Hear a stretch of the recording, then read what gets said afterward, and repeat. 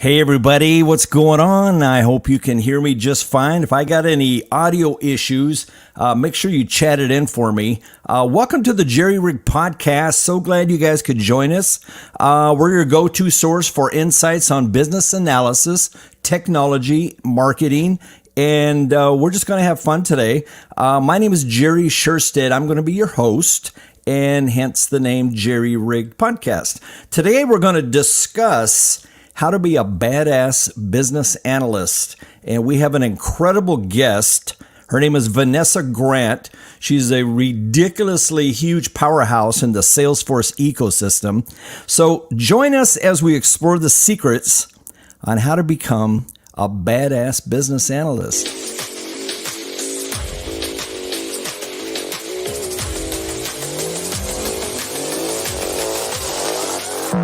Yeah.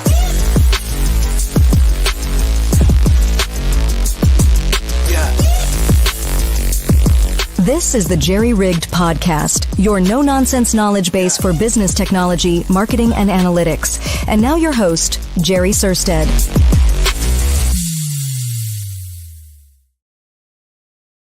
So today my guest is a person who is, she knows so much about the Salesforce ecosystem and how to be a great business analyst. Vanessa's passion for optimizing systems, her dedication to the community, and all of that has really set her apart in the industry. So I would like to give a personal welcome to Vanessa Grant. And I think your mic is off. All right. Can you hear me now? Yep, we got you. Hey, how's it going? Good. How are you? Oh, good. A little tired. I just made it to San Francisco. I'm here for the Trailblazer DX conference. So looking forward to that this week, but a little travel weary, but good. Enjoy my blurred hotel room right now, but that's Salesforce community living. Hey, that's okay. That's okay. You know what? You know, remote is these days. You're in bedrooms and kitchens and living rooms. It doesn't even matter anymore. Good. So what we're going to do is we're going to dive into this. So Vanessa, I'm so glad you could join us. You made significant strides in the Salesforce community, starting a virtual Salesforce business analysis community, speaking frequently on the topic. I knew about you a while ago, but I really got up and close personal when I joined a Clicked team. And that was so much fun. And you're so smart and you got so many just really good gut instinct. I think being a BA is part of your DNA. Would be I a fair? think that's fair to say. I mean, I was doing business analysis even before I knew what business analysis was, before I had the vocabulary for it. As soon as somebody explained to me what business analysis was, that's when I actually had a career in it, but I'd been doing it for well over a decade before that. That's cool. Sorry, I'm looking at another computer here and making sure that we're getting audio out okay. Let me click a button. Yeah, I do hear a little bit of an echo.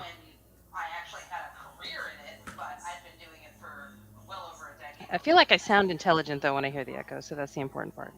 There we go. Okay. You shouldn't hear an echo anymore. Okay, yeah, it's gone. Wait, no, All right. It's a little bit, but that's it. Yeah, okay. It might just be sometimes, well, you know, the internet, I mean, sometimes Darn. it is what it is. Technology. Am I right? Yes. So we're going to, I want to make sure that we're watching the stream of comments, and then we'll throw up on the screen anything. If anyone has any questions, I want you to just fire it up on the chat stream, and then we'll push it out to Vanessa, and we'll get some answers going. All right. So let's see here. Segment 1. So you successfully launched a Salesforce BA virtual community. So what kind of inspired this initiative? There wasn't one when I wanted one. So when I really started digging into the Salesforce community back in like 2020, 2021, I started learning about all of these Trailblazer community groups. So there's an admin group, there's a developer group, there's a user group, there were nonprofit groups. And so I was like, okay, cool. Maybe I'll just start a BA one if there isn't one that already exists. And I thought it would be really easy just because I didn't know a whole lot about the administrative side of those communities. And so I got hooked up with an MVP who connected me with the Trailblazer community team, and I opened up a case. And I was like, all right, let's get a BA group going, because I think there's a need in the community, particularly post-pandemic. I thought it was important that we all connected, and I didn't think I could find enough BAs locally, so I thought having a virtual group would help bring BAs globally together. And it took me over 2 years, but eventually I got the Trailblazer community team to agree to allow me to lead my group. So hopefully it turns into something larger than what it is now, but we're still in our infancy. I'm sorry it took so long, but my hope is that together we'll be able to not only network, connect with each other, but also really champion business analysis in the Salesforce ecosystem, where I think it's very, very much needed. That's cool. That's really cool. So I've been an entrepreneur for 25 years. I've owned multiple companies. I'm in that part of my life where I don't really want to start any more businesses, right?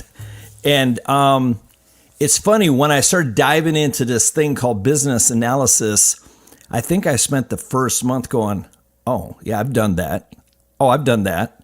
Oh, yeah, I've done that. I guess I was a BA the whole time and didn't realize it. I think business analysis is often the foundation for a lot of roles. And I think if you need to understand customer needs, there's business analysis skills that are involved there. If you need to be an entrepreneur and start putting together, your understanding customer needs, understanding what you need in order to do some management, business analysis, understanding pain points, understanding needs, understanding how we can contribute to solutions, I think are all really important. Right now I'm a product owner. As a product owner, I do business analysis every day. Am I a business analyst by title? No, not so much, but those are skills that I'm going to take with me forever, because I think, especially if we are in the business of doing IT projects, including Salesforce projects, and I throw that in the same category, business analysis is really the foundation of a successful engagement. Nice, nice. Well, I've always loved, one of the things that I loved about business is untangling problems. And when you own a company, between employees and accounting, customers, processes, production, whatever the case may be, you're always untangling problems, it seems like. So Michael was kind of asking, what brings you the most joy in your work? What do you love the most? What I love the most is the human aspect to it. Mostly if I have a successful engagement. So let's say we've delivered a Salesforce project or a Salesforce implementation or a new feature.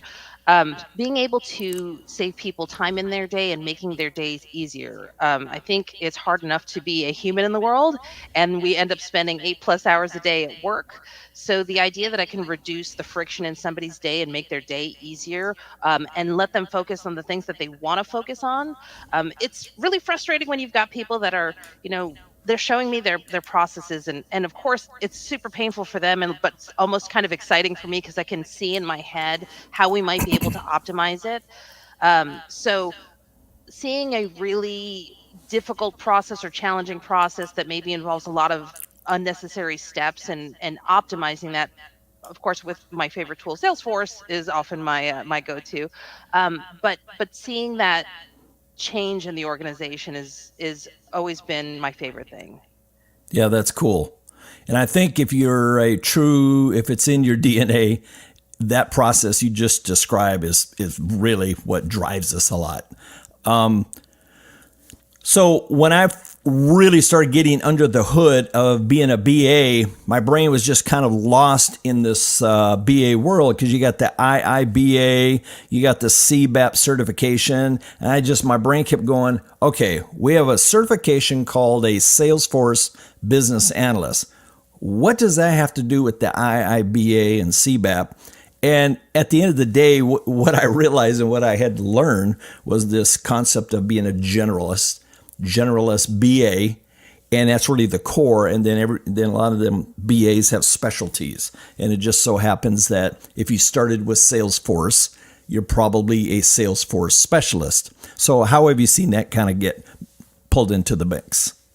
Oh, I mean, I totally agree. I mean, there's formal business analysis, and that's the business analysis that you're going to get from the IIBA. Salesforce itself is its own industry. And so, what a business analyst looks like in the Salesforce ecosystem might look different than what a business analyst might look like on another IT project or a ServiceNow project, or maybe, installing some new software for the data warehouse or whatever it is. Um, for Salesforce in particular, I would say because business analysis maybe was introduced. Uh,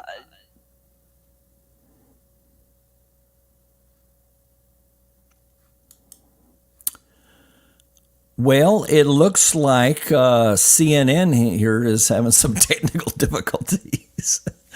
I think Vanessa got dropped here, so we'll just, she'll probably get back in here. Sorry about that. Oh, that's all right. It happens. CNN's having technical difficulties here. So I think with the ecosystem, because business analysis was introduced a little bit late, the BA certification only really came out, I think, in 2022. It was only really introduced as a formal role, like an actual role that could exist, like in 2020 on the Trailhead website. Um, I think Salesforce in particular is maybe a little late in figuring out what a business analyst is supposed to do or how important business analysis activities are in Salesforce projects. And so while I think it's really important to understand that formal IIBA style of business analysis, I think when you're a BA in the Salesforce ecosystem, you have to understand the nuance in this particular industry where almost every BA, when they're first coming out, is going to be expected to be able to handle administration and configuration, and they probably are going to look a little bit more like an admin than a BA on their first projects. And then what particular jobs they may have to do on a Salesforce assignment would be different than maybe what they'd have to do on some more formal IT project. There is nuance, and I think that's why it's important that we do have the Salesforce BA certification.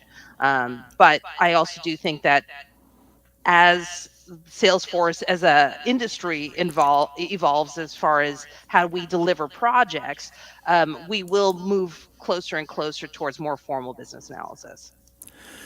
Yes, and I agree with that. And I think part of it, like especially if you're out there, trying to hunt down a job, I've noticed that the little smaller to medium-sized organizations are kind of like, oh, we need a Salesforce administrator. Oh, and by the way, we want you to know Apex, and by the way, we need you to be a BA too, and where, as you get a little bit higher in the food chain in the business world, where larger organizations, the roles become more siloed. And when they hire a BA, I mean, it says Salesforce business analyst, and they try to still sneak in some developer stuff in there. It's like, nope, I don't know Apex. Let me just get that right on the table. I know zero Apex. So, yeah, interesting. But as time goes forward, I'm seeing that need. And, like I said, I've owned lots of companies and I never knew it was like a thing. I kind of sort of heard about it through the ecosystem. So, how important? Oh, go ahead. I'll throw in a little thing. I mean, Yeah. I think so. All right, you go to the Trailhead website and you go to the admin skills kit. There's a whole section on like what are the skills that an admin needs to have. There's like 14 skills. It's a little out of control right now, and I'm looking for the industry to correct itself a little bit. But I think certainly if you want to be a good admin, you have to be able to wear a BA hat. You can be an okay admin and not do it and just be kind of a ticket taker, but to be a good admin, you need to be able to wear a BA hat. And I would love to see a BA section in the admin exam because everybody's taking that admin exam. And okay, well, what are the skills that we need to be a good Salesforce administrator? You need some business analysis skills. So I think that is very important. But I would love to, like I see, like see the roles maybe adjust a little bit that are common in the Salesforce ecosystem, so it isn't such a mishmash in these job postings. I totally agree with you. It makes me very cringe. But I've never written any Apex for anybody that's concerned about it. Well, yeah, what I've noticed is, and I actually did a podcast on this, and because over the course of about 4 or 5 months, I had went through about 60 to 65 job interviews. And one of the things that I learned was I said, hey, folks, do not stress too much about Trailhead and certifications. Yes, go ahead and study all that, get your certs for your own knowledge and your own personal satisfaction. But trust me, a lot of recruiters, a lot of hiring managers, they don't even know Trailhead exists. Some of them don't even know that there is such thing as a Salesforce certification, let alone a BA certification. So I've had lots of the conversations where they're just never never question about certifications in interviews, just don't know anything about it. And, that's okay. I mean, I don't know that that's okay. I mean, I think that's a big problem why we have so many janky implementations of Salesforce out there. It's Right. because, when folks that are sold Salesforce, the customers, they aren't sold on how to, they don't get that little cute Petco manual on how to care for your Salesforce org, Right. So they don't know how to staff properly. They don't know how to maintain it properly. They don't know that business analysis is important. And that's where I'm talking about championing Salesforce business analysis in the ecosystem. It's not just for the professionals. It's also for the customers, because they need to know as soon as we go live. It's not like, okay, set it and forget it. That is definitely not Salesforce right now. Well, a lot of these companies think that. So I worked for a company out of Dallas, Texas for almost a year, and they had a Sales Cloud org for about 12 years. And when I got into it, it was a mess. So I started talking to folks, and they had, over the course of 10 to 12 years, they probably had 8 to 9 different admins that worked for them. So everybody's cobbling together stuff different. You got IT jumping in that know nothing about it, and they're changing stuff. So what I learned was this organization, it was kind of like I don't know, pardon the term, a redheaded stepchild. Everybody used Salesforce. The company relied on it, but nobody in management took it serious. Like, we're not spending no money on it. We bought the software. That's all we need. And they kind of have just exactly what you're talking about, where they buy it and they just think, well, we bought it, so what else do we need? And they don't realize, they need somebody to manage that. Well, I think a lot of, and maybe I'm definitely a little bit on the older side, so I do remember the days of, like, you'd buy software, you install it, and then that's the software you have. Right. Like the SaaS era is still kind of confusing to older leaders that maybe aren't as up on some of this stuff. And like the idea that Salesforce is a platform that is going to have 3 releases a year is like not something that they consider. It's not something that they even know about.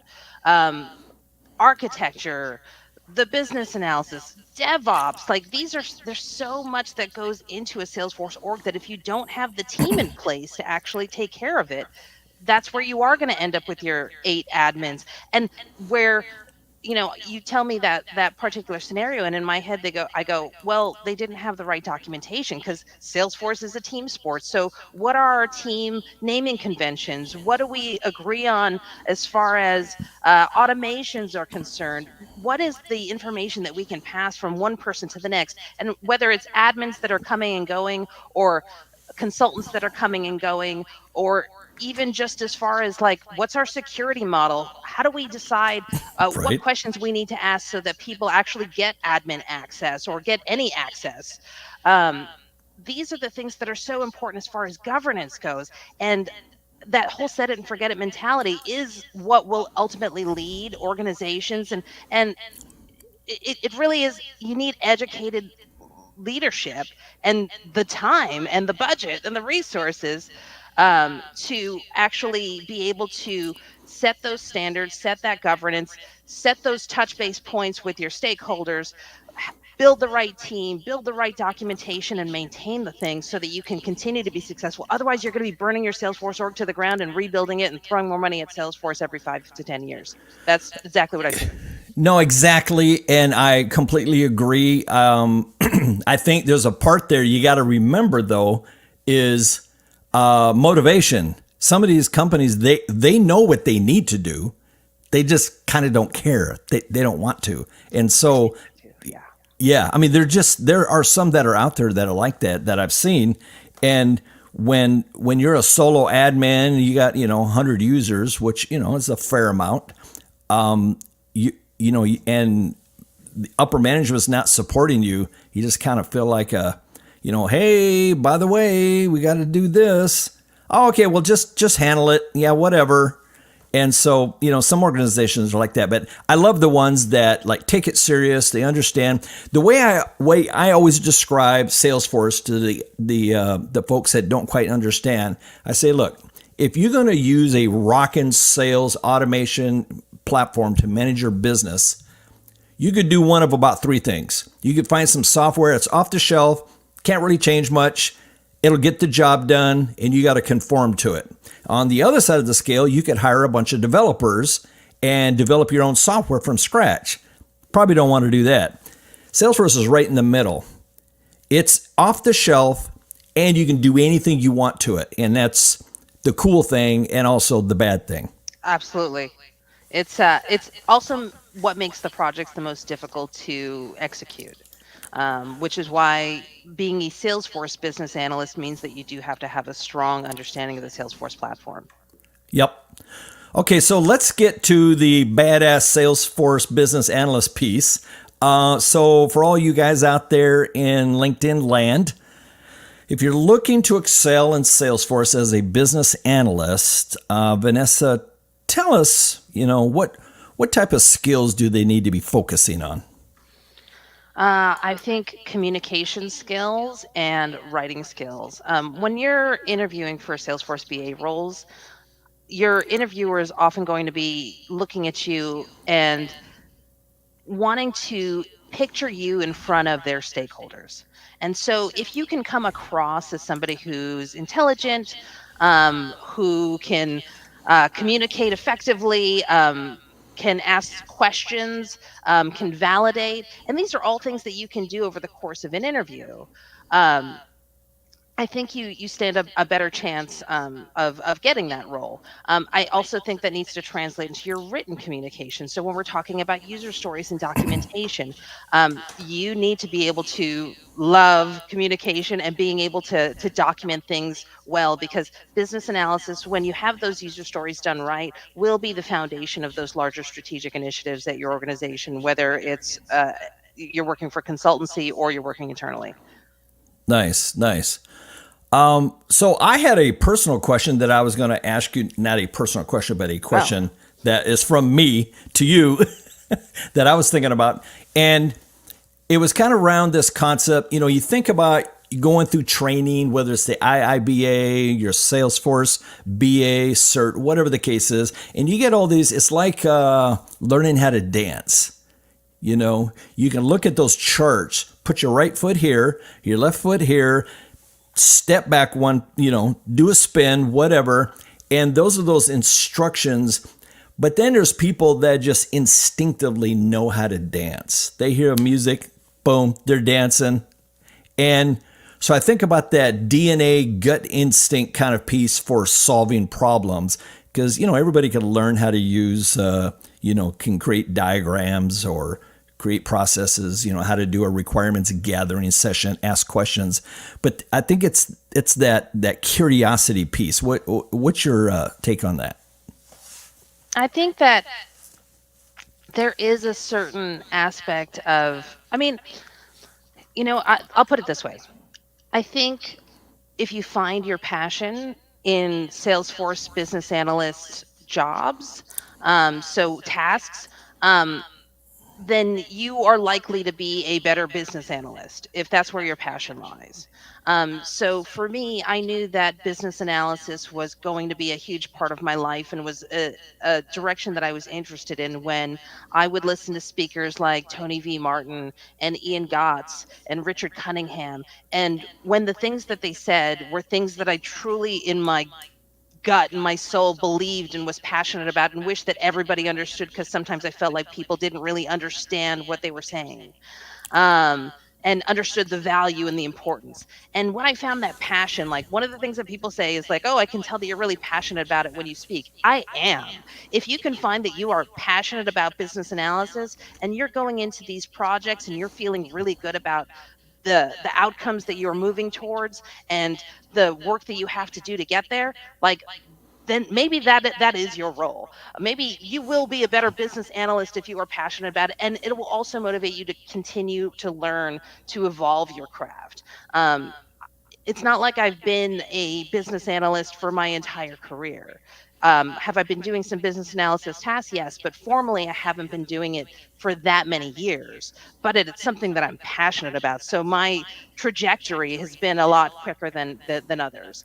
And Sure. so that's where I would say, like, yes, it's in my DNA, but that's also what makes me good. But I don't think that it's the only way to make you a good business analyst. I mean, you can just, study, drill, practice, have a lot of Salesforce experience. But do I think that having some passion for the craft is helpful? Yeah, absolutely. Well, that having owned multiple companies, owned businesses, having ran accounting because you having had to hook up the phone system because you had to, running marketing, managing sales teams, managing building houses out in the field, hammering 2x4s to get the house completed. I think that you forget how much you can bring into a BA role, because every time I sit down with some requirements gathering, my brain is already 2 steps ahead going, oh, yeah, I know exactly how to sort this out. I know exactly what they're doing wrong and why they're having pain points. So do you find that any of your previous experience kind of comes up to the front when you're listening to, stakeholders? Oh, I mean, absolutely. I didn't realize until I've been working for a number of years that there is a certain gift that I have, and I'm sure others have, where they can see a process and already think about the ways that they would like to optimize it. And that's just something that I brought even before I was doing Salesforce work, where, okay, I worked at a real estate. I was a rent collector for my first job when I was 18 because my uncle owned a real estate. And I built out a database for them because I was tired of like doing a manual check every time, check mark every time somebody brought in their rent check. I was like, no, we need a database. That way we can actually pull some reports and like, Yeah. get my call list together. That wasn't anything that I was paid to do with my, I think I was making like $7 an hour, but it But made my life easier. And that's where your that was brain was convincing. going. Yeah. Exactly. Oh, there's nothing. I used to do marketing for this home builder, and this home builder in the Seattle market, they had about 15 offices between Washington, Oregon, and Northern California. And when I first started working for them, I'm going, okay, you guys got 15 offices, and you got about 20 salespeople, because every office had like 2 salespeople. And you guys have been in this business for like 20 years. Do you have any historical data I can look at? How many leads are you guys getting in every week? How many of them are converting into sales? They had nothing. 0. And that I had to like go home and decompress, because I'm like, oh my God. So I'm talking to the owner and I'm trying to explain, if you guys had been using Salesforce since day one, even if the data was put in wrong and the data was all dirty and nasty, there goes Vanessa again. She'll probably log back in. Anyway, when you have all that data, there is so much you can do with that data. You can just make decisions going forward. So we'll get into another question here for how to be a badass business analyst. Talk to me a little bit about mastering Salesforce, and if you're going to be in the Salesforce arena as a Salesforce BA, sure, you got that BA piece, but you also got that kind of admin piece. In some roles, you're like 90% BA, and it's nice that you know admin. And there's other roles, they want you to be a third BA, but they want you to manage their org. So you got to know that. So what are your thoughts on that?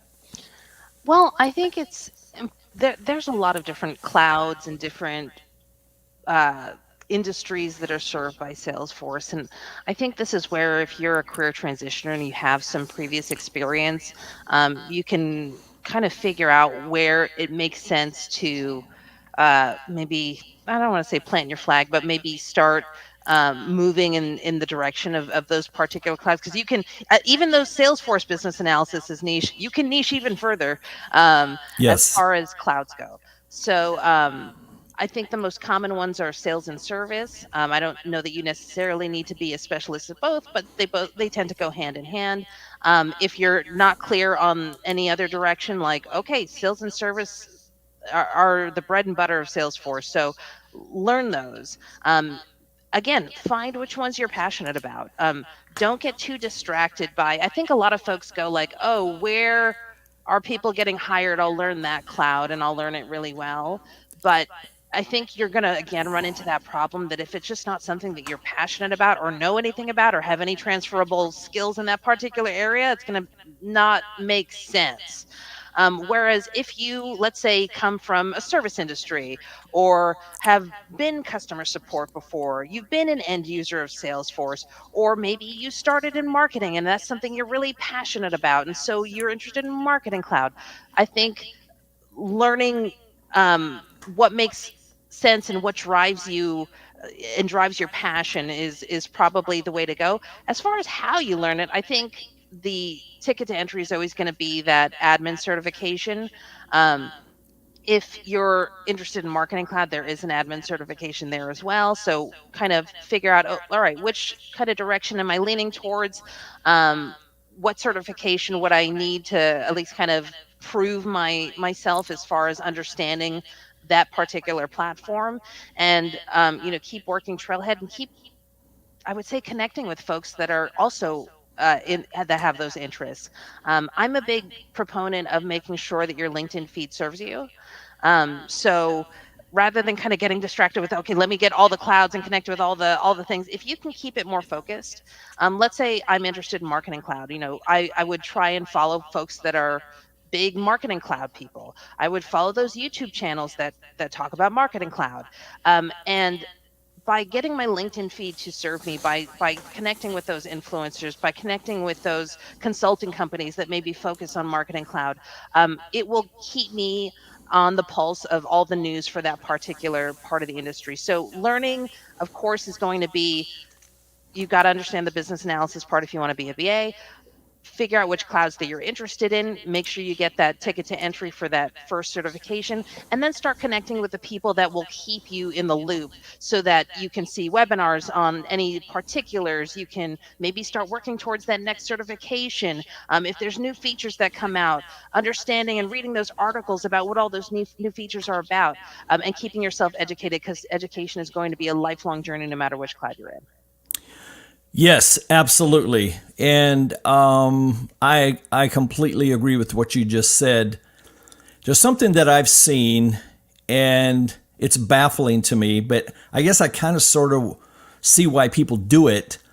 What I've learned, and I did the same thing. I call it, hopping lily pad hopping. You get your admin cert and you're all pumped because, that's not an easy cert. And once you knock that thing down, then you start trying to figure out, what cert do I got to do next when you're actually looking for a job. So then the recruiter calls you like, hey, do you have any experience in Marketing Cloud? Well, I know marketing. And so then you dive into Marketing Cloud and you just start pounding that out, trying to get that cert. And pretty soon you're trying to get a cert for Pardot. And next thing you know, you're trying to get a cert for a developer. And I see some of these folks and they got like 25 certs. They've been doing this over a year. They've never gotten a job. And I'm kind of sort of like, all over your LinkedIn profile, you got this, looks like the general of the army, all these badges and awards. And my brain just goes, I have no idea what you do and what your experience is in. Because as you know, Vanessa, Salesforce Marketing Cloud is a beast. Yeah. It is not easy. And I'm a marketing guy, and I know HubSpot, I know ActiveCampaign, Zoho, and Salesforce. But first time I really started diving deep into Marketing Cloud, I was like, poof, like what the heck? You got to be a developer to really run Marketing Cloud as well as a marketing person. So yeah, I 100% agree. And I would really, really stress folks if they're trying to get a job in the ecosystem, find the thing you're good at, find the thing you love, find the thing that you probably have some experience, and you got to just focus on that. And if you only got 2 or 3 certs, that's okay, because I've had multiple jobs with 0 certs. And honestly, I rarely, if anyone ever asks me if I'm certified, they just, I don't know that those days are around so much anymore, unless there are folks that are coming up internally that just know the business and are end users of Salesforce, maybe get invited onto the Salesforce team. I think for folks that are transitioning into Salesforce, at a minimum, you need 1 cert. I would say it's so rare at this point to, like, you'd have to demonstrate some insane level of education and passion and transferable skills before I think anybody would hire for without any certifications. And it used to be different. Like, I would say the Salesforce job market has been evolving probably, gosh, it feels like every 3 years it either dips or goes up, or what folks are looking for kind of changes a bit. But post pandemic, there was you couldn't throw bodies at Salesforce projects fast enough. Anybody could get, it was almost like anybody could get hired, like, oh, Salesforce riches, because there were so right. many companies doing like digital transformations that the experience that, as long as you had some transferable skills and weren't going to embarrass somebody in front of a client, they would throw you on Salesforce projects. Now that kind of period has died down a bit post pandemic, we are seeing a little bit of, you do need that cert to kind of even get through the door. And salaries are probably, I would say, decreasing a bit these days because so many people did come in during that time, but the work has not kept up. Yes. The cert many times has gotten me into the first interview, at least helped. That was like one of the boxes they were checked. Is he certified? Check. Blah, blah, blah, blah, blah. You get into the interview, and I tell you what, clicked. And just being able to look back at problems and then my solution and a problem, my solution, all went into my my interview story toolbox that I pull from. Because if there's one thing across the board I've found at job interviews is they want to know what you've done, and they want to know that you know what you're talking about and you have some experience being able to say, oh yeah, one time blah, blah, blah happened, and this is how I solved it. And when you talk at that level, that gets you to the second interview and the third interview and potentially a job offer. Absolutely. So talk about fostering strong stakeholder relationships, because that can go sideways real quick.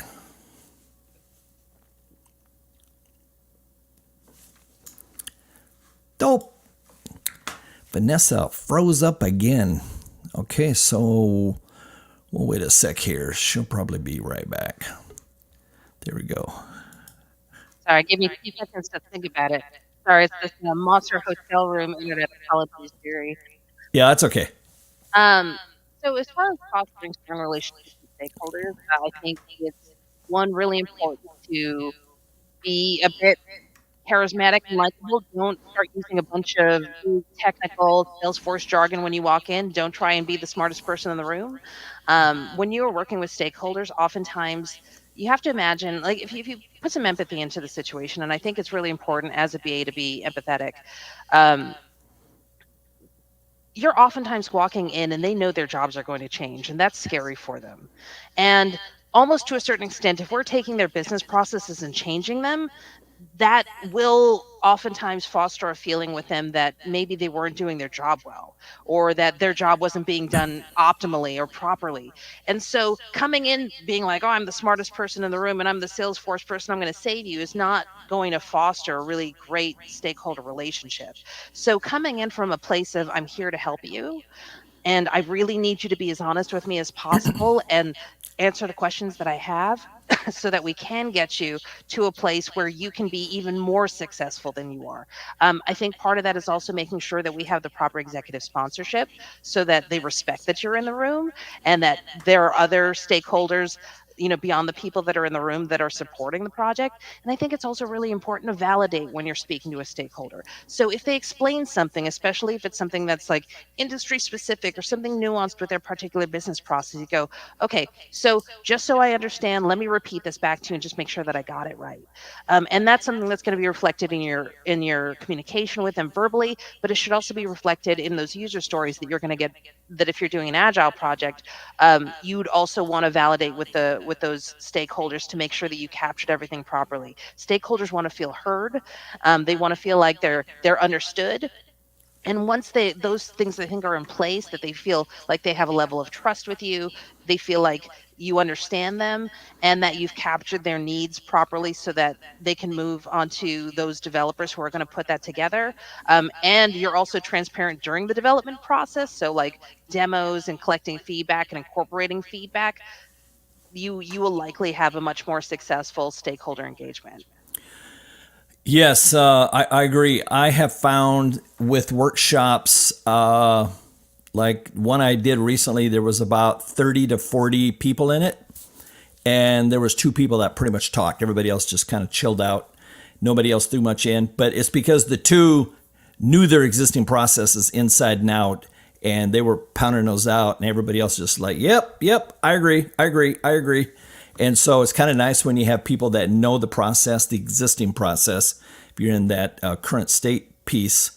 So talk a little bit about, there's my Macintosh that likes to just throw random party stuff out. Um, talk a little bit about, here I'm going to throw you a little curveball. Uh-oh. I'm going to give you a scenario. This is probably an easy one. So the scenario is you go into a company and you're the BA, the Salesforce BA, and they're just coming on board and they're going to be working on their implementation. And you get into a sales team. Let's say this is for a home building company. A lot of construction guys, a lot of guys a little rough around the edges. And then you got a few, like what I call kind of older guys who, to them, technology is a golf pencil and a piece of paper. That's it. They don't like Outlook. They don't know what Excel even is. None of that. But they're sales guys. They can sell ice to an Eskimo. So you got like 6 guys on the team. Let's say one lady, she gets it. Then you got 4 guys, a couple of guys get it. But you got like these 3 or 4 older guys that you got to bring them along kicking and screaming. What is your approach for the first stakeholder meeting? Well, I mean, I don't know that I would necessarily, especially if they were all kind of resistant. I don't know that having a big workshop with all of them would necessarily be the way. I'd probably aim for, okay, who manages them? And direct me to the couple of SMEs, the couple of folks that you want me to learn the process from. Who does these things best, that you want to emulate, so that we can, and yes, everybody's going to, especially if you don't have a particularly uh, well documented process, you're going to have those 7 salespeople. They might do their jobs all completely differently. But I Right. think that there's also Right. going to be a manager that's going to have some sense of who's the who's the poster child, who's doing this in a way that I'm also getting the information that I need, that then I think that they're doing things properly, they're not cutting too many corners, or if they are cutting corners, like maybe it is I just interview the manager first, because I also do need their pain points. But I think having them identify 1 or 2 SMEs and maybe getting those SMEs in a room and having them agree on what their day-to-day looks like and what those processes are, and letting them talk it out a little bit between each other so that they can go, okay, well, wow, that's an interesting that you do. How should we do this moving forward? I think would probably be my direction, but I would really need that manager to sponsor me, because going in with a bunch of folks that are resistant and are already not planning on not adopting stuff, like that means, okay, I need more executive sponsorship, and we need a kickoff so we can get everybody excited first. Maybe we need some, not vision boarding, but some art of the possible, so that they can get a little bit hyped. I don't know that those would be the folks in the construction company, but maybe there is another construction company that's done some really cool things that we'd be able to point to. Well, some of the smaller organizations, they're a little more to the point. They don't pussyfoot around. They get the guys in a room. It's like, hey guys, so here's the deal. We're bringing on this new CRM system. You got to use it. End of story. So just wrap your head around that concept. And if you don't use it, then you're not going to get paid, because all the commissions are going to be pulled out of the sales system. And if you find that your paycheck is a few thousand short, it's probably because you weren't putting your leads in the system. So there you go. This lady, Vanessa, she's going to come by and she's going to start pulling together some of your input. So be nice to her. And, you still got those gruff guys that are just like, I don't know, this whole thing seems kind of stupid. And you know what? I think there's also acknowledging how they feel about that. I mean, it's not like you're wrong. Like, yeah. If we don't do this right, it's gonna be bad. This is why I'm here. Like, I wanna understand what you're going through here. Like, it's not just about like, okay, let's just collect a bunch of information so we can push it up to management. Like, I actually want to make your life easier. So what are the things on your day-to-day that would make your life easier? Is there information that you wish you had at your fingertips? Like, let's talk about those things, and let's talk about what your day-to-day is. And maybe the first day is just that I just hang out with them for a day and shadow them, and show some respect for their current job, and start taking notes and asking them questions and building a rapport. Building rapport is huge. Oh yeah, huge. I actually did virtually the same thing that I'm explaining right here. And what I did was I realized that most of these guys that are kind of lagging, they just don't know what it is. They don't understand it. They don't live in the technology world. I mean, we live in it, so it's second nature to us. So what I did was I said, guys, I want to show you something. Just give me 10 minutes. And I put on a PowerPoint and I showed them the user interface for a lead object. That's all I did. I say, here's the deal. All you got to do is type in blah, blah, blah, blah, blah, blah, blah. Save it, done. Now here's what's going to happen. Automatically behind the scenes, all them emails you've been sending out, there's a bunch of them that are going to just go out automatically. You don't even have to think about it. Secondly, you're going to make more money. Oh, there goes Vanessa. She died again, I think. Okay. Anyway, so I told these guys, all this stuff's going to happen. You're going to make more money. Your life's going to be easier. There's going to be some automated follow-up. The system's going to tell you, hey, Bob, call Susie, who is interested in a house. Call her tomorrow. Send her an email. A lot of this is going to be automated. And at the end of the day, you'll have more time to do the fun stuff, and you'll make more money, and life will be beautiful. And so they kind of, and plus I made a lead object that was very simple, very easy, not too many fields. And then I added fields as kind of, bite-sized chunks as time went on. And then after 6 months, they never even, it was like they had always been using it. Yeah. I mean, that art of the possible stuff at the beginning, like that, getting them educated on, also, besides educating them on the actual tool, I think it's also important to educate them on what the delivery process is going to look like. Like, Sure. Why are we interviewing them? Why is business analysis important? Yes. Because especially if they're going to be spending a lot of time with me and I'm trying to get the proper requirements, having them understand that if we don't get this part right, like, we're going to end up building stuff that's not going to be beneficial to you. So the more that you can tell me and bring me into your confidence and show me, what you do, the better it'll be for everybody, and the happier you'll be at the end of this thing. So Jason had a question, and he says, is it more effective to learn Salesforce skills as an existing BA in another industry, or learn BA skills as somebody who's already in the Salesforce ecosystem? I don't know that it makes a huge difference. I think the important part is that if you're going to work on Salesforce projects, you need to know Salesforce. So if you're a BA in another industry and already have some formal business analysis training and experience, I think that's fantastic. Learn those BA skills, get that admin certification, and I think you'll be in a good spot to take on an SFBA role. Now, if you're already working in the Salesforce ecosystem, you might already need some business analysis or work with a business analyst, and learning that a little bit more formally will also get you there. But I think the important part is if you're going to do business analysis in the Salesforce ecosystem, you have to know Salesforce so that you're not custom building everything just because you don't understand the platform. Yeah, that makes perfect sense. So as we're winding things down here, maybe you could tell us what are Vanessa's, let's say, top 3 skills and or personality traits that make a badass business analyst.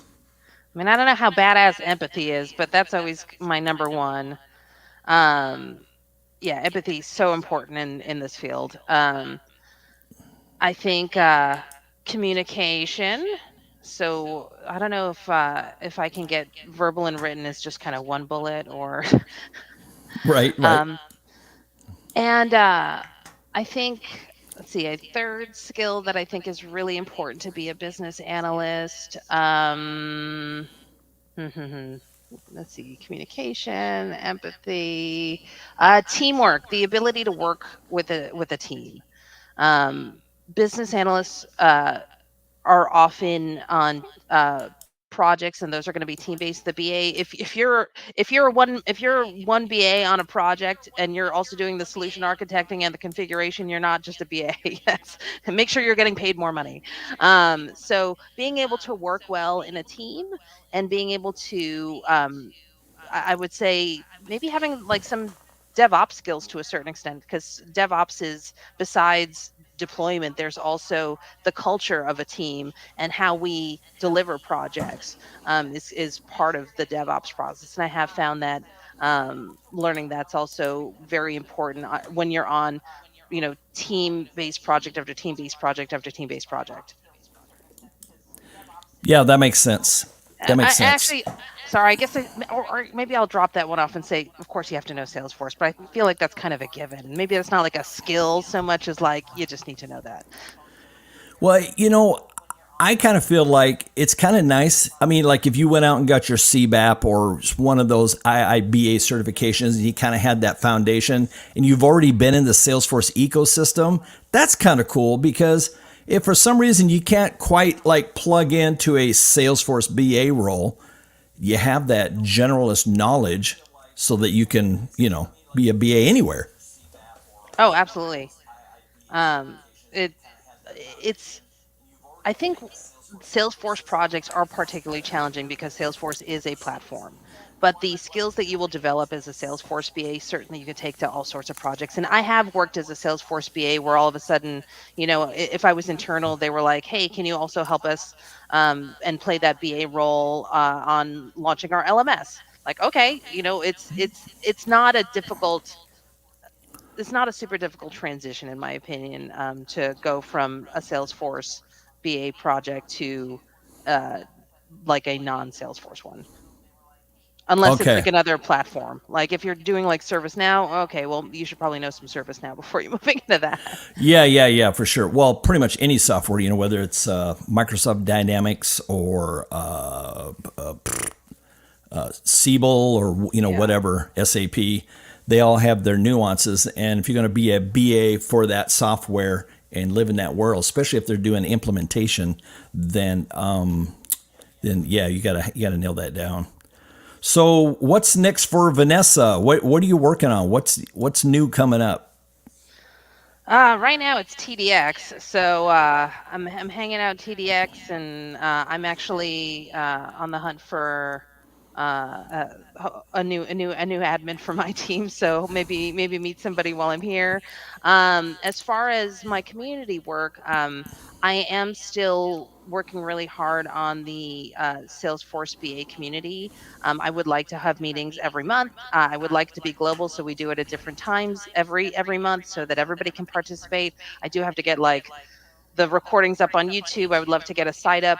My hope is really to have a central spot for Salesforce business analysis resources. Right now, Salesforce is actually, Salesforce has admin.salesforce.com and developer.salesforce.com and architect.salesforce.com, and there's no ba.salesforce.com. So I'm going to try and do my best to have some spot that when folks are interested in becoming a Salesforce business analyst, they go, "Oh, here's a great place to start." And hopefully the spot that I always wish existed when I started things. So that's really the big thing that I'm working on. Other than that, championing business analysis throughout the Salesforce ecosystem, like I'm doing right here. Yeah, that's cool because then that helps so that the rest of us have a job. Like it actually is something, right? And back to you, real quick, back to we were talking about, and you got admins in larger organizations where, they're one of 5 admins and it's basically, here's a list of stuff to do, just do these things. Here, add these users. All right, cool. Next, all right, create this profile. Okay, next. And all you're doing is just, you just 100% straight admin. I've never been an admin where BA was not part of the equation because they're usually, hey Jerry, we every time we log in, blah blah blah happens, and it's just the worst. So can you fix that? Sure. So then you sit down and you're like, okay. So now you get your BA hat on. So then you got to go back, ask a few more questions because I don't want to do a bunch of work and then it not be the right thing. So let me ask some more questions. And then, so this BA piece to me is kind of the fun part. Oh, and it's the fundamental part. I mean, that's part of the reason why I do what I do is it's not just so I can support a bunch of people in getting BA careers. It's because I fundamentally believe that Salesforce projects will be more successful and Salesforce orgs will be healthier the more that people understand how to do business analysis properly and how important it is. You can't just stick a Salesforce admin in an IT team and say, okay, here are your tickets. When there's a ticket that's marked Salesforce, just do the Right. thing. Like that's the recipe for you're going. Oh, she locked up again. CNN's having technical difficulties today. Oh, geez. Sorry, when I'm doing a passion, I get all riled up. My internet will die. But That's okay. I think being a ticket taker, you are going to end up accumulating so much tech debt if you don't learn how to say no to your stakeholders that in 5 to 10 years you will burn that down and have to build a new one. You need that governance, you need that business analysis, you need that product ownership hat, you need the user experience hat. There's so much that goes into keeping an org healthy. You can't just be like, okay, I'm going to do that because that's the ticket I received. That means that you're letting all of your users decide what goes into your org. Yes. You turn your org into Frankenstein and it's a mess. And I've I seen d- it time and time again. Oh, yeah, yeah, yeah. I do not work well where it's just shut up, sit in the corner, and do what I tell you to do. Yeah, Yep. that's Jerry's brain just like goes sideways. Well, I have an believe idea. that. Now, I don't want no ideas. Just shut up and do what we tell you to do. I got way too many opinions about things. Well, thank you, Vanessa. Yeah, no, I'm always happy to come on and chat business analysis. It's where my passion lies, but I truly believe that all Salesforce projects will be more successful the more that the stakeholders, the professionals, and leadership understands about business analysis, and including AEs. Can I just say, like, I think AEs being able to communicate to customers that are buying Salesforce the importance of business analysis. So I'm going to keep on showing up at shows like yours. Thank you so much for the invite, and wherever else anybody will take me because I think this is super important stuff. Yeah, that's cool. Well, thank you so much, Vanessa, for taking time out of your day. We appreciate you coming and giving our little Jerry Rig podcast a little bit of a boost. We appreciate that. And in case anyone wonders how I came up with the name Jerry Rig, it's because it was actually my buddy who gave me the idea. He's like, man, you're always cobbling things together and making them work. Your name is Jerry. Just call it Jerry Rigged. I'm like, hey, I kind of like that.